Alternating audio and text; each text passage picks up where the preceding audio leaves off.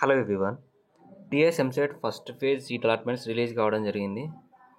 So ఎన్ని seats fill up అయిపోయాయి, second రౌండ్కి ఎన్ని సీట్లు ఉండబోతున్నాయి అనేది బ్రాంచ్ వైజ్గా డీటెయిల్స్ చెప్తాను. స్కిప్ చేయకుండా చివరి దాకా చూడండి. వీడియోని లైక్ చేసి ఛానల్ని సపోర్ట్ చేయండి. సో డీటెయిల్స్లోకి వెళ్తే మనకి ఇక్కడ ఆల్మోస్ట్ 95% సీట్స్ అనేది ఫస్ట్ ఫేజ్లో కంప్లీట్ కావడం జరిగింది. సో కాలేజెస్ వైజ్గా అలాగే బ్రాంచెస్ వైజ్గా ఇవ్వడం జరిగింది. గవర్నమెంట్ యూనివర్సిటీస్లలో ఆల్మోస్ట్ 95% సీట్స్ అనేది ఫిలప్ కావడం జరిగింది.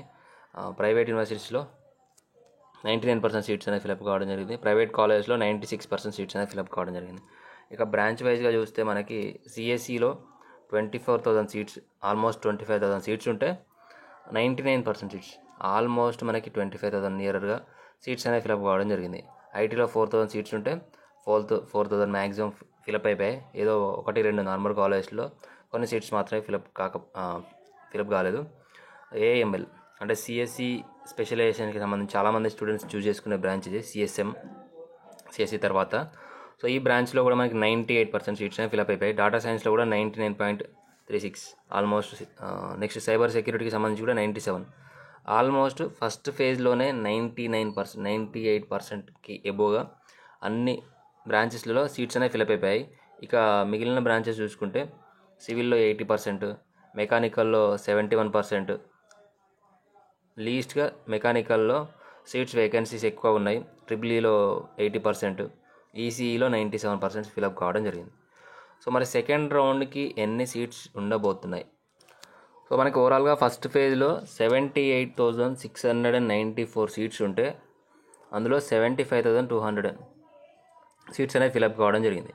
సో అందులో వెబ్ ఆప్షన్స్ పెట్టుకున్న వాళ్ళు 96,000, అంటే ఆల్మోస్ట్ 30,000 వరకు, నియర్గా 25,000 స్టూడెంట్స్కి సీట్స్ అనేది రాలేదు. సో ఇక్కడ మిగిలిన సీట్స్ వచ్చేసి మనకి 3,494 సీట్స్ మాత్రమే రిమైనింగ్ సీట్స్ అయితే ఉన్నాయి సెకండ్ ఫేజ్కి.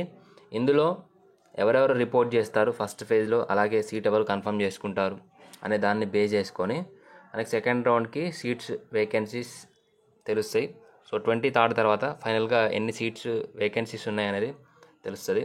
సో ఇక్కడ 1000 లోపు ర్యాంక్ ఎవరైతే స్టూడెంట్స్ ఉన్నారో 1000 లోపు స్టూడెంట్స్లో 86 మంది మాత్రమే ఈ కౌన్సిలింగ్లో పార్టిసిపేట్ చేయడం జరిగింది. 5,000లో నియర్గా 1000 మంది స్టూడెంట్స్. సో 5,000 లోపు ర్యాంక్ ఉన్న వాళ్ళలో నియర్గా 2,000 స్టూడెంట్స్ పార్టిసిపేట్ చేశారు, వాళ్ళకి సీట్స్ రావడం జరిగింది. సో ఇది ఓవరాల్గా ఇన్ఫర్మేషన్. దీని తర్వాత మనకి ఎంతమంది రిపోర్ట్ చేశారు దాన్ని బేస్ చేసుకొని ఎన్ని సీట్స్ సెకండ్ ఫేజ్కి ఉంటాయి, అలాగే సెకండ్ రౌండ్లో ఇంకా సీట్స్ ఏమైనా యాడ్ అవుతా లేదనేది సో డేటా అయితే వస్తుంది. వచ్చిన వెంటనే మళ్ళీ ఇన్ఫర్మేషన్ ఇస్తాను. Thank you.